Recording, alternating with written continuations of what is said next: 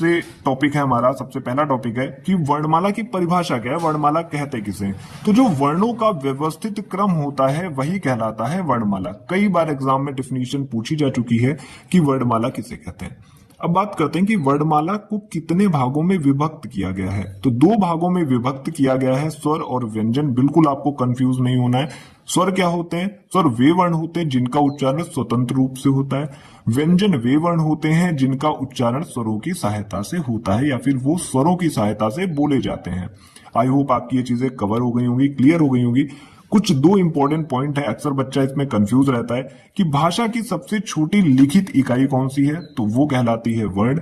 भाषा की सबसे छोटी मौखिक इकाई कौन सी है, वो कहलाता है ध्वनि। तो ध्वनि जो हम बोलते हैं उसे कहते हैं मौखिक इकाई सबसे छोटी। और जैसे ही हम बोली गई चीज को अगर लिख दें, किसी वर्ड को हम लिख दें, तो वो हो जाती है हमारी सबसे छोटी लिखित इकाई। चलते हैं अगले पॉइंट पे। तो अगला पॉइंट हमारा क्या है कि हिंदी वर्णमाला में कुल वर्ण कितने हैं। मोस्ट कंफ्यूजिंग है, बहुत सारे बच्चों के अंदर अभी था कि 52 है, बहुत सारे बच्चे 53 कह रहे थे। तो मैं एक चीज क्लियर कर देता हूं, इसे कोई भी गलत नहीं कर सकता। अभी टोटल वर्णों की संख्या हो गई है 53। पहले 52 थे। अभी हिंदी निदेशालय ने एक नया विशिष्ट व्यंजन जो है वो जोड़ दिया है, ये रहा वो विशिष्ट व्यंजन।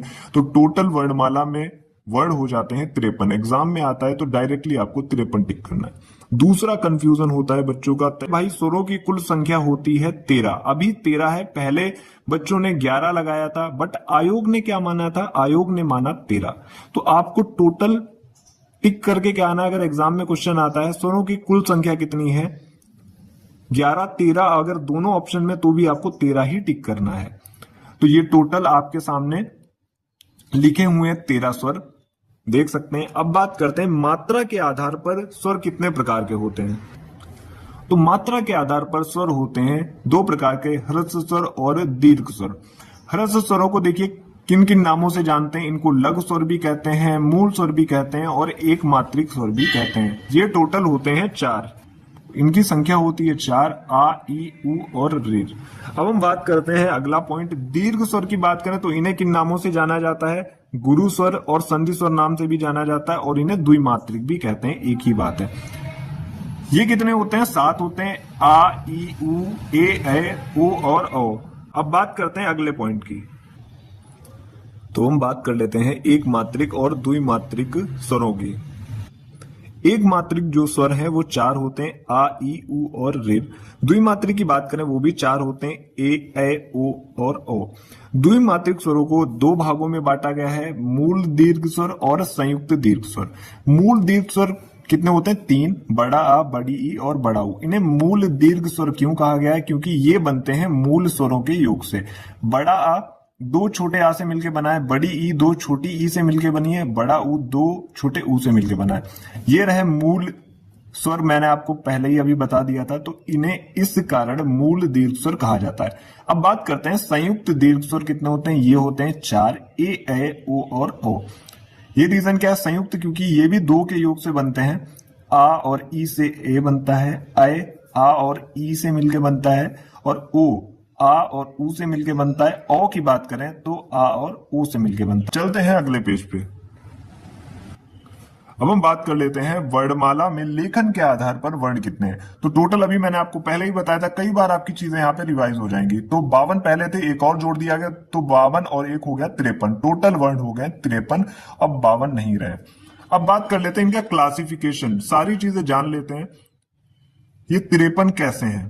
तो स्वर टोटल कितने? 11 मैंने आपको बताया, इसमें 2 अयोगवाह को भी जोड़ेंगे तो 13 हो जाएंगे, इसीलिए मैंने अयोगवाह को यहाँ पे अलग से लिख दिया है। 11 आपके स्वर हो गए, स्पर्श व्यंजन 25 हो गए, ऊष्म व्यंजन 4 हो गए, अंतस्थ व्यंजन भी 4 हो गए, संयुक्त व्यंजन 4 है, द्विगुण व्यंजन 2 है, अयोगवाह 2 है और विशिष्ट व्यंजन 1 है। स्पर्श मैंने आपको अभी आगे भी मैं बताऊंगा, का वर्ग से लेके पा वर्ग तक स्पर्श व्यंजन होते हैं। ऊष्म व्यंजन शा, शा, सा और हा, अंतस्थ व्यंजन या, रा, ला, वा, संयुक्त व्यंजन छ, त्र, ज्ञा, श्रा, द्विगुण व्यंजन डा और ढा, जिनके नीचे एक पॉइंट लगता है, बिंदी लगती है, उसे कहते हैं द्विगुण व्यंजन, अयोगवाह अंग और आहा। तो ये है टोटल 53। एक विशिष्ट वर्ण और व्यंजन ऐड हुआ है तो टोटल हो गए 53। जब आप इनको ऐड करोगे तो 53 आएगा। कई बार क्वेश्चन आपसे आ जाता है कि स्पर्श व्यंजनों की कुल संख्या कितनी है, 25 है। ऊष्म व्यंजन कितने हैं, तो आपको टिक कर देना है, 4 है। स्वर कितने हैं टोटल, तो 13 है, अयोगवाह को भी ऐड करके। अगर केवल क्वेश्चन आता है अयोगवाह कितने होते हैं, तो अयोगवाह 2 होते हैं, अंग और आह। विशिष्ट व्यंजन कौन सा है, एक विशिष्ट व्यंजन है। अब हम बात करते हैं, एग्जामिनर आपको जब फंसाने की कोशिश करता है तो वो ऐसे क्वेश्चन जरूर रखेगा कि उच्चारण के आधार पर स्वर आप बता दीजिए। तो उच्चारण के आधार पर जो बात आती है तो टोटल स्वर हो जाते हैं 10, जिसमें 2 अयोगवाह हमारे छोड़ दिए जाते हैं। लेकिन कुल स्वर आए या फिर केवल आए स्वर तो आपको 13 ही टिक करना है। अगर आपसे स्पेशली क्वेश्चन पूछता है कि उच्चारण के आधार पर बताइए तो आपको टिक करना है 10। चलते हैं अगले पॉइंट पे। तो बात करते हैं कामता प्रसाद गुरु के अनुसार वर्णों की संख्या कुल कितनी है। तो कामता प्रसाद गुरु ने बताई थी 43। अब हम बात करते हैं उच्चारण के आधार पे। उच्चारण के आधार पे अभी मैंने आपको बताया कि स्वर कितने हैं 10, स्पर्श व्यंजन 25, अंतस्थ व्यंजन 4, ऊष्म व्यंजन 4 और द्विगुण 2। इन सबको ऐड करेंगे तो आ जाएगा 45। उच्चारण के आधार पे कुल वर्ण 45 है और कामता प्रसाद गुरु के अनुसार वर्णों की संख्या है 43। अब हम बात कर लेते हैं स्वर की। अब हम इसको अच्छे से पढ़ेंगे एकदम डीपली।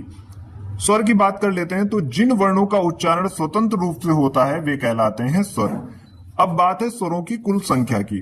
तो स्वरों की कुल संख्या है 13। यदि आपको एग्जाम में विकल्प में 11 नहीं दिया, सॉरी अगर 13 मतलब ना दिया हो तो आपको टिक क्या करना है, उस कंडीशन में आप 11 को टिक कर सकते हैं। अगर 13 दिया है तो आपको 13 को ही वरीयता देनी है, और अगर 11 13 दोनों है तब भी आपको 13 ही टिक करना है। तो तीनों कंडीशन से मैंने आपको निकाल दिया है। अगर 13 नहीं दिया है एग्जाम में तो आपको 11 टिक करना उस कंडीशन में, 11 13 दोनों दिए हैं तो भी आपको 13 ही टिक करना है। अब हम बात करते हैं स्वरों के प्रकार। अभी मैंने आपको बताया ह्रस्व स्वर, दीर्घ स्वर और प्लुत स्वर। तो मैंने आपको भी बताया था स्वरों के प्रकार में 2 होते हैं, ह्रस्व स्वर और दीर्घ स्वर। तीसरा है, बहुत सारे बच्चे कंफ्यूजन में रहते हैं इसीलिए मैंने यहाँ पे लिख रखा है प्लुत स्वर। इसे देखिए स्वरों में नहीं जोड़ते हैं, ये आप लोग याद रखिएगा, इसे स्वर में काउंट नहीं करते हैं। बात अभी हुई थी ह्रस्व स्वर की, तो ये कितने होते हैं 4। दीर्घ स्वर कितने होते हैं 7। प्लुत स्वर जिनके उच्चारण में बहुत अधिक समय लगता है, जैसे हम ओम का उच्चारण करते हैं तो ये प्लुत स्वर हो गए, लेकिन ये स्वर में काउंट नहीं होगा। अगर एग्जाम में आता है कि स्वर कितने होते हैं, जो स्वर का प्रकार है वो कितना होता है, तो आपको टिक करना है 2 प्रकार के स्वर होते हैं, ह्रस्व स्वर और दीर्घ स्वर। तो यहां से आपके कंफ्यूजन काफी क्लियर हो गए होंगे। चलते हैं अगले पॉइंट पे। तो बात कर लेते हैं स्वरों का वर्गीकरण उच्चारण के आधार पे।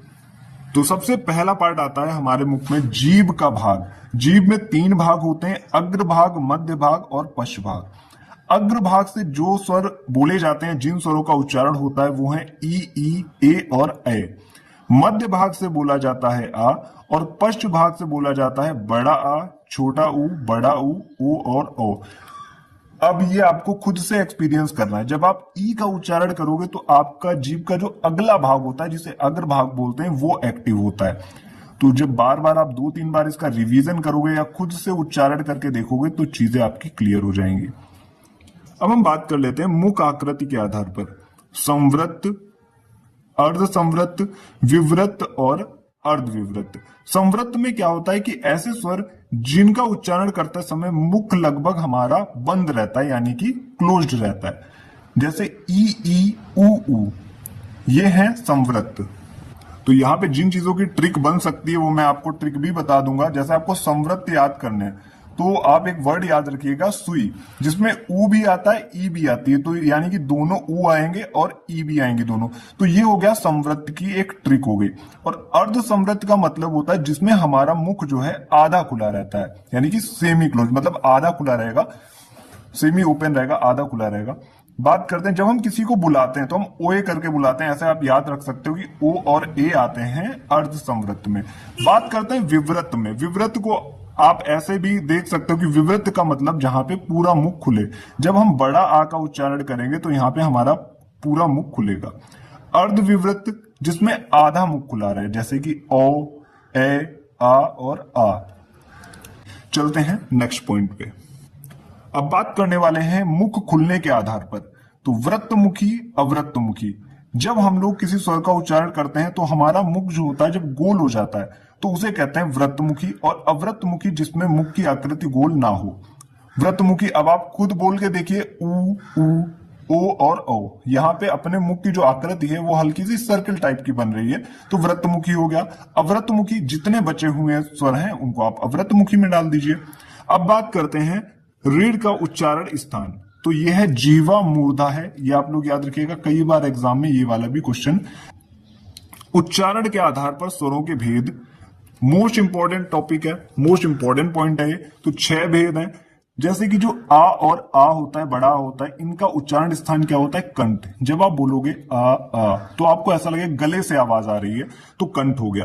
तालव्य जस्ट इसके ऊपर होता है, उसको तालव्य बोलते हैं, तो ई और ई का उच्चारण करेंगे तो ये तालव्य से होता है। मूर्धन्य की बात करें तो रीढ़ का उच्चारण मूर्धा से होता है। ओष्ठ की बात कर लेते हैं तो ऊ और ऊ का उच्चारण ओष्ठ से होता है, और ए और ए कंठ तालव्य से है। ओ और ओ कंठ और ओष्ठ से इनका उच्चारण होता है। ये दोनों कई बार एग्जाम में आ चुके हैं, मोस्ट इंपॉर्टेंट है। कंठ तालव्य ए, कंठ ओष्ठ ओ और ओ। ओष्ठ स्वर की बात करें तो ऊ और ऊ।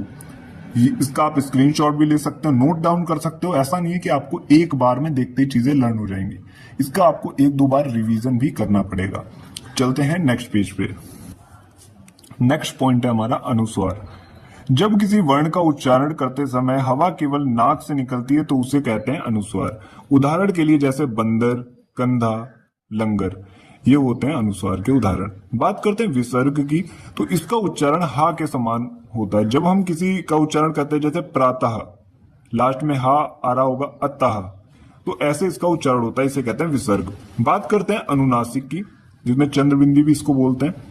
जब किसी वर्ण का उच्चारण करते समय हवा नाक व मुख दोनों से निकलती है तो इसे कहते हैं अनुनासिक। मोस्ट इंपॉर्टेंट पॉइंट है ये। जैसे लहंगा, धंसना, हंसना, जैसे ही आप इनका उच्चारण करोगे तो आपको लगेगा कि नाक और मुख दोनों से इसमें वायु निकलती है, तो इसलिए इन्हें बोलते हैं अनुनासिक। अब हम डिस्कस करने वाले हैं कुछ इंपॉर्टेंट पॉइंट्स, और इसी के साथ ही हमारा ये टॉपिक खत्म हो जाएगा, और कल हम व्यंजन आपको पढ़ा देंगे, जिससे आपका फुल वर्णमाला टॉपिक क्लियर हो जाएगा, एक भी क्वेश्चन यहां से बाहर नहीं जाएगा। मोस्ट इंपॉर्टेंट पॉइंट है जो डायरेक्टली आते हैं एग्जाम में। अर्ध स्वर किसे कहते हैं? तो देखिए, अर्ध स्वर कहा जाता है या और वा को। प्राकृतिक स्वर किसे कहते हैं? आ, ई और ऊ को। कंठ स्वर कौन सा है? अभी मैंने आपको बताया, आ और बड़ा है। तालव्य स्वर किसे कहते हैं? ई और ई। मूर्धन्य स्वर किसे कहते हैं? जिसका मूर्धा से उच्चारण होता है, रीढ़। ओष्ठ स्वर कौन से हैं? ऊ और ऊ है। कंठ ओष्ठ स्वर कौन से हैं? ओ और ओ है। कंठ तालव्य कौन सा है? ए और ए है। अब कुछ बात कर लेते हैं। एक क्वेश्चन आया था एग्जाम में कि जब हम किसी स्वर रहित व्यंजन और स्वर सहित व्यंजन का योग करते हैं तो क्या बनता है? तो बनता है संयुक्त व्यंजन। मैं आपको आगे भी पढ़ाऊंगा, लेकिन ये पहले मैं आपको बताए दे रहा हूं। संयुक्त व्यंजन 4 होते हैं, छ, त्र, ज्ञा और श्रा। छा जो बनता है वो का और शा से बनता है। त्रा बनता है ता और रा से, और जो ज्ञा है वो बनता है जा और वहां से। श्रा की बात करें तो ये बनता है शा और रा से। इसमें देखिए, एक जो व्यंजन है वो स्वर सहित है, ये स्वर सहित है और ये स्वर रहित है, क्योंकि किसी भी वर्ड के नीचे जैसे ही आप हलंत लगाते हो तो इसका मतलब है स्वर वहां से हट जाता है। तो ये था एक इंपॉर्टेंट पॉइंट, इसे हम लोग आगे भी डिस्कस करेंगे। तो ये थी बात स्वर की। अब कल हम लोग पढ़ेंगे व्यंजन। आई होप आपको चीजें समझ में आएंगी। किसी भी